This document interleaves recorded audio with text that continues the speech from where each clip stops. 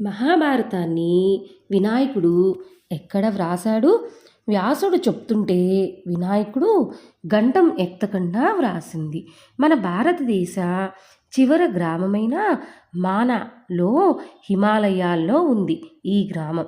బద్రీనాథ్ వెళ్ళిన వారు తప్పనిసరిగా ఈ గ్రామాన్ని దర్శిస్తారు.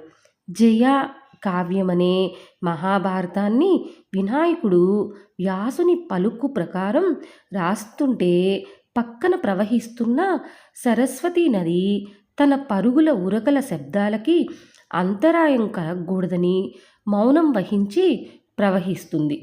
ఆ అద్భుతాన్ని ఇప్పుడు కూడా బద్రీనాథ్ వెళ్ళిన వారు చూడవచ్చు.